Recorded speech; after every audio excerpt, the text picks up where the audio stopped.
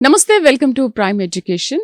21న NEET retest జరగబోతోంది. And ఎలా రాస్తారు ఏంటి రీటెస్ట్ అన్నప్పటి నుంచి దేశవ్యాప్తంగా ఎన్ని గొడవలు జరుగుతున్నాయో మనం చూస్తున్నాం. అలాగే సిబిఎస్ఈ 12th మార్క్స్ ఇష్యూ కూడా ఒకటి జరుగుతుంది. అండ్ డిఎస్సి కాంట్రవర్సీ కూడా మనం చూస్తూనే ఉన్నాం గత కొన్ని రోజులుగా.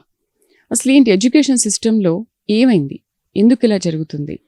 సుబ్బు సార్ తెలియజేస్తారు, education designer and author. Hi sir. Hi అండి. ఎడ్యుకేషన్ సిస్టమ్కి ఏమైంది అనుకోవాలి? ఎందుకంటే చాలా ఇష్యూస్ మనం చూస్తున్నాం ఎడ్యుకేషన్లో. ఇటు డిఎస్సి కానీ, సిబిఎస్ఈ 12th కానీ, రీటెస్ట్ నీట్ కానీ. ఏం జరుగుతుంది ఇప్పుడు జరిగిన మీరు చెప్పినటువంటి సందర్భాలన్నీ కూడా చాలా దురదృష్టకరమైనటువంటి సంఘటనలు, వాంఛనీయం కూడా కాదండి. ఎందుకంటే ఎడ్యుకేషనల్ సెక్టార్ అనేటువంటిది ఏ దేశానికైనా సరే వెన్నెముక. అది బలహీనపడితే మొత్తం ఆ వ్యవస్థ కొన్ని రోజులు అయ్యేటప్పటికి ఏమవుతుంది అనేటువంటి తెలియనటువంటి పరిస్థితి. నేను ఎప్పుడూ చెప్తూ ఉంటాను, ఇలాంటి అంశాల మీద ఎక్కువ మంది సెర్చ్ చేయాలి. పేరెంట్స్ కానివ్వండి, సామాన్య ప్రజలు కానివ్వండి.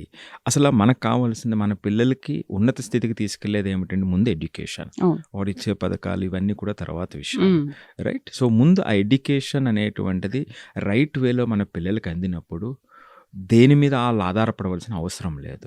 ప్రపంచవ్యాప్తంగా వస్తున్నటువంటి ఆపర్చునిటీస్ని వాళ్ళు గ్రాప్ చేసుకుని ముందుకు వెళ్తారు. దురదృష్టం ఏమిటంటే దీని గురించి మాట్లాడేటువంటి వాళ్ళు ఉండరు. ఒక పొలిటీషియన్ మాట్లాడటమో, ఒక సెలబ్రిటీ మాట్లాడినటువంటి పనికిమాలిన విషయాలైనా సరే గంటలు మరి మాట్లాడుతుంటారు. నేను ఎప్పుడూ చెబుతూ ఉంటాను. సో ఒక ప్రొడక్టివ్ డిస్కషన్ ఇలాంటి అంశాల మీద జరగాలి. ఇప్పుడు మీరు అడిగిన దాంట్లో 3 విషయాలు మీరు అడిగారు. ఒకటి నీట్కి సంబంధించినటువంటి అంశం ఒకటైతే, సో రెండోది వచ్చేటప్పటికి సిబిఎస్ఈకి సంబంధించినటువంటి 12th సంబంధించి ఓఎస్ఎం మార్క్స్ విధానం ఏదైతే ఉందో చాలా కాంట్రవర్సీ జరిగింది దేశవ్యాప్తంగా. ఇక మూడవది ఆంధ్రప్రదేశ్కి సంబంధించినటువంటి డిఎస్సి అంశం. మనం 3 రకాలుగా చూద్దాము. అంటే మొట్టమొదటిగా నీట్కి సంబంధించి, రీటెస్ట్కి సంబంధించి మొట్టమొదటిగా ప్రేమగా ఎవరైతే ఈ ఎగ్జామ్ రాస్తున్నారో, రీటెస్ట్ రాస్తున్నారో వాళ్ళ కోసం కొన్ని మాటలు చెప్పి, కొంతమంది ప్రేమగా రాస్తున్నారు, కొంతమంది బాధతో రాస్తున్నారు.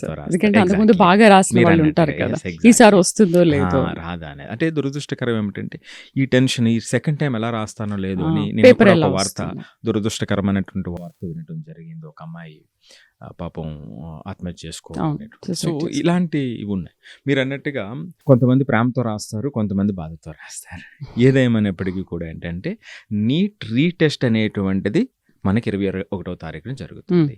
ఈ నీట్ రీటెస్ట్ రాస్తున్న పిల్లలు అందరికీ కూడా ఏమిటంటే యాజ్ ఎ వెల్ విషర్గా నా అడ్వైజ్ ఏమిటంటే, మనం గత జరిగినటువంటి ఎగ్జాము సంబంధించినటువంటి ఎక్స్పీరియన్సు, అందులో మీకు స్ట్రెంగ్త్కి సంబంధించి, మీ వీక్నెస్కి సంబంధించి ఒక్కసారి కళ్ళు మూసుకుంటే మీకు స్పష్టంగా కనబడుతుంది. మీకు మాత్రమే తెలుసు.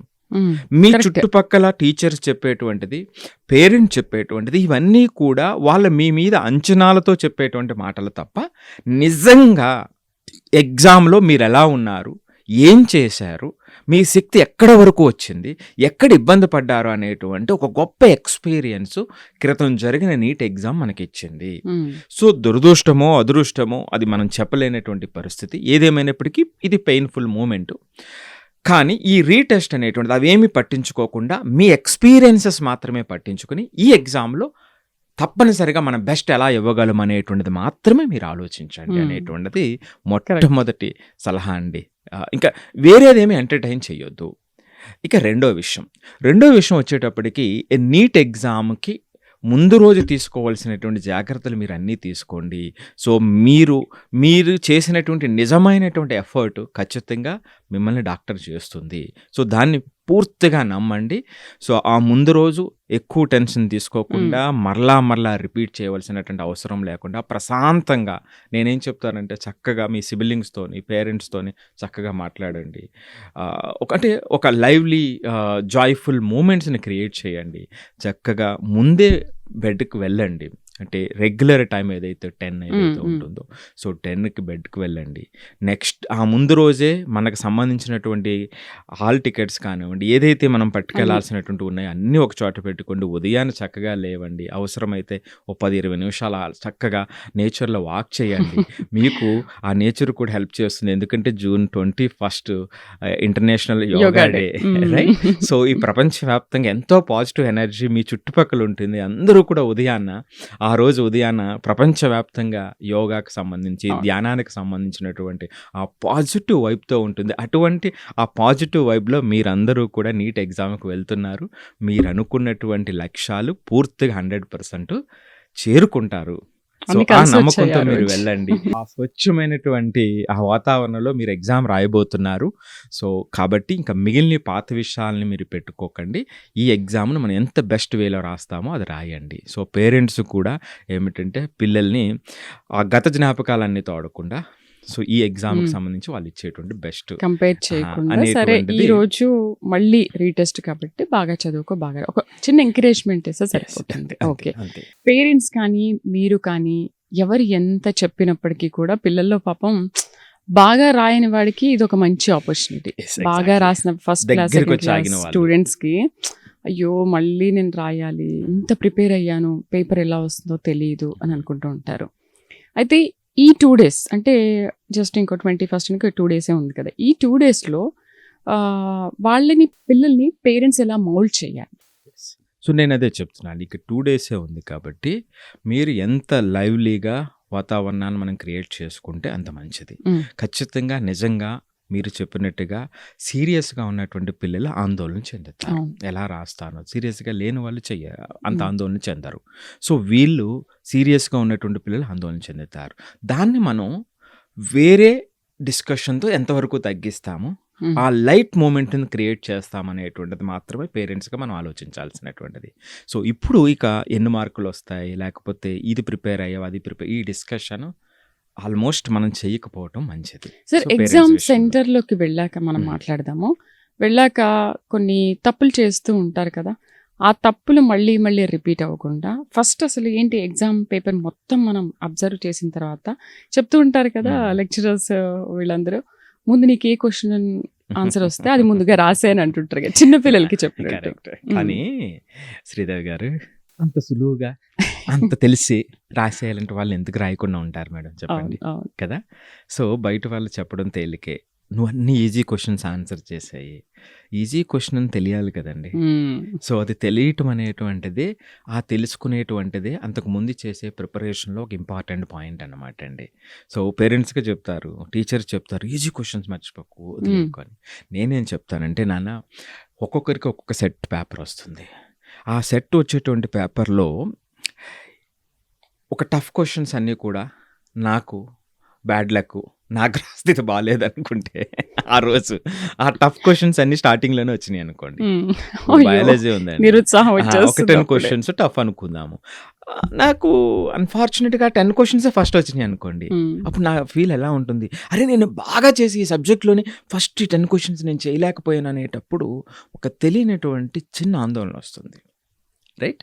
సో, నేనేం చెప్తున్నానంటే పిల్లలకి, నాన్న పేపర్ అనేటువంటిది ఆ రేంజ్ ఏదైతే ఉంటుందో ఆల్మోస్ట్ దాన్ని పరిగణలోకి తీసుకుని వాళ్ళు చేస్తూ ఉంటారు. మ్మ్. సో, నీకు టఫ్ క్వశ్చన్స్ వచ్చినాయి అంటే బహుశా ఆ టఫ్ క్వశ్చన్స్ అన్ని మొట్టమొదటిగా నీకు వచ్చినాయి అని మాత్రమే నమ్మండి. అవును. సో, ఒకవేళ ఆ ఫ్లోలో మీరు ఇబ్బంది పడుతున్నారు అనుకున్నట్లయితే ఇక్కడ ఇది యుద్ధం అండి. సో, అక్కడ పరిస్థితుల్లో మనం ఏ విధంగా స్పాంటేనియస్గా రెస్పాండ్ మ్మ్. అయ్యానటువంటిది ఇంపార్టెంట్. ఇక్కడ రూల్స్ అది ఉండవు, రెగ్యులేషన్స్ ఉండవు. రైట్. ఆ యుద్ధ రంగంలో మనం ఏ విధంగా చేసామనేటువంటిది ఇంపార్టెంట్ కదండి. అందుకని ఒక్కసారి ఆ మూడ్ చేంజ్ అవ్వటానికి ఒకటి నుంచి చేస్తూ ఉన్నారు, ఒకటి తర్వాత 2 చేయాలని ఏమిటి రూలు, నువ్వు ఆన్సర్ చేయాలి కదా. అంతే. సో, ఆ ఫ్లో మీకు ఇబ్బంది పెట్టింది. So, go to 30th question 50th క్వశ్చనే వెళ్ళండి. అవును. రైట్. లేదా ఎండ్ నుంచి రండి, ఆ సబ్జెక్ట్లో లాస్ట్ నుంచి రండి. ఈ మూమెంట్ చేంజ్ అయినప్పుడు ఏమవుతుందంటే మనకి ఒక 4-5 క్వశ్చన్స్ మరలా పాజిటివ్గా మనం చేయగలిగినప్పుడు వాళ్ళు బౌన్స్ బ్యాక్ అవుతారు. మ్మ్. దిస్ ఈజ్ ద మూమెంట్ అనమాట అండి. లేదు ఈ సబ్జెక్ట్ మనకు కొంచెం ఇది అవుతుంది, వేరే సబ్జెక్ట్కి వచ్చేసేయండి. మ్మ్. అదే అదే. సో, ఏది ఏమైనా అంటే నేనేం చెప్తున్నానంటే మనం ఎంత పాజిటివ్ మూమెంట్ని బిల్డ్ చేసామో, నెగిటివ్ని కనిపించకుండా తోసేయటం అంటే దాన్ని ఏదో స్ట్రెస్తో పుష్ చేయాల్సిన అవసరం లేదు. ఈ పాజిటివ్ మూమెంట్ని పెడితే అది డిజపేర్ అయిపోతుంది. మ్మ్. సో, మ్మ్. కాబట్టి నేనేమంటానంటే ఆ నమ్మకంతో మీరు ఉండండి. అవును. సో, చేంజ్ అవ్వండి, ఆ స్ట్రాటజీ చేంజ్ చేయండి, మధ్యలోకి వెళ్ళండి, లేదా చివరిలోకి వెళ్ళండి, లేదా సబ్జెక్ట్ మార్చండి. మ్మ్. మ్మ్. ఎప్పుడైతే పాజిటివ్ మూమెంట్స్ వచ్చిందో దెన్ ఇమీడియట్గా మీ యొక్క ఎనర్జీ బౌన్స్ బ్యాక్ అయిపోతుంది అనమాట అండి. బాగా చెప్పారు. సో ఇది అంటే ఈ క్వశ్చన్ ఈజీయా కష్టం అనేటువంటిది ఎంతో ప్రాక్టీస్ చేసి చేసినప్పటికీ కూడా పిల్లవాడు దాని మీద దృష్టి పెట్టకపోతే చేయలేడండి. కొంత Correct. లోపలికి వెళ్ళగలగాలి. అంటే బయాలజీ, కెమిస్ట్రీలో కొంతవరకు ఆన్సర్ చేయగలుగుతారు తప్ప, ఈ ఫిజిక్స్‌కి వచ్చేటప్పటికి కొంచెం లోపలికి వెళ్తే తప్ప, 2, 3 ఓకే. స్టెప్స్ వేస్తే తప్ప దాన్ని ఆన్సర్ చేయలేకపోతే, అంటే అది తెలీదు కూడా అది. ఓహ్! సో, అది ఉంటుంది. అదే అడ్వాన్స్‌డ్ జేఈ అది అనుకోండి, అది చాలా కష్టం. అంటే ప్రతీదీ కూడా మనం లోపలికి వెళ్ళాల్సిందే. చూసిన వెంటనే తెలియదు. ఓకే. సో, ఇది ఇంపార్టెంట్ అన్నమాట దానికి అండి. దీనికి తేడా. ఆ! హ్మ్. ఇంకొకటి ఏమిటంటే అతి ముఖ్యమైనటువంటి విషయం, ఇంకొక 2 విషయాలు చెప్తాను. మొదటి విషయం ఏమిటంటేనండి, టైము ఆ పర్టిక్యులర్ క్వెషన్ మీద ఎంత స్పెండ్ చేసామనేటువంటిది ఇంపార్టెంట్ అనమాట హ్మ్. అండి. ఆ ఓకే. ఓకే. ఎమోషనల్ రిలేషన్ మనం డెవలప్ చేయకూడదు దానితో. హ్మ్. ఆ క్వెషన్ ఇప్పుడు సపోజ్ 3, 4 మినిట్స్ చేసేసాం. ఇంకా రాలేదు. ఎమోషనల్‌గా దాన్ని కనెక్ట్ అవ్వకూడదు. వదిలేయటమే.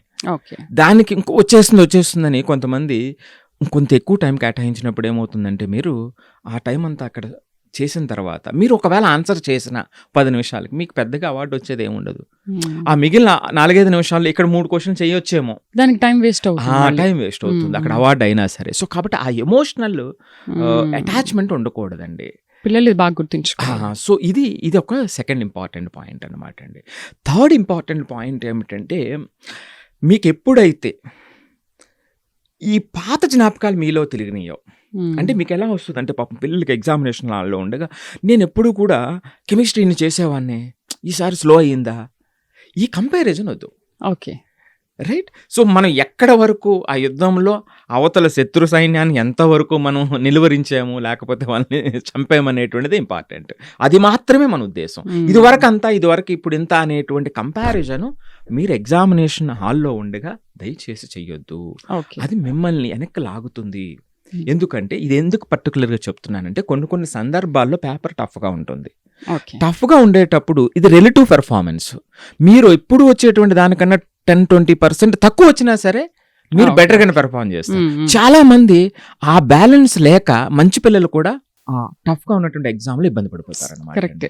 సో, అక్కడ చివరికి మిస్టేక్. వచ్చేటప్పటికి మొత్తం పాడైపోతుంది. అంటే ఒక హ్మ్. 30 మినిట్స్, 40 మినిట్స్ ఎగ్జామ్ హాల్‌లో వాళ్ళ కంట్రోల్ నుంచి చెదిరిపోతుంది. హ్మ్. ఎప్పుడైతే కంట్రోల్ ఎగ్జాక్ట్‌లీ. నుంచి పోయిందో ఆటోమేటికల్లీ వాళ్ళు మొత్తం ఎగ్జాము కొలాప్స్ అయిపోతుంది. పాపం second time, third time NEET రాసినటువంటి పిల్లలు ఇలాంటి ఎక్స్‌పీరియన్సెస్‌తో, అంటే ఇటువంటి ట్రైనింగ్ లేక ఇబ్బంది పడితే నాకు చాలా బాధ అనిపిస్తుందండి. హ్మ్. పాపం వాళ్ళు ఎఫర్ట్ పెట్టారు. వాళ్ళు ఎంత సహనంతో వర్క్ చేశారు. ఆ చిన్న డైరెక్షన్ మిస్ అయ్యారు చూడండి.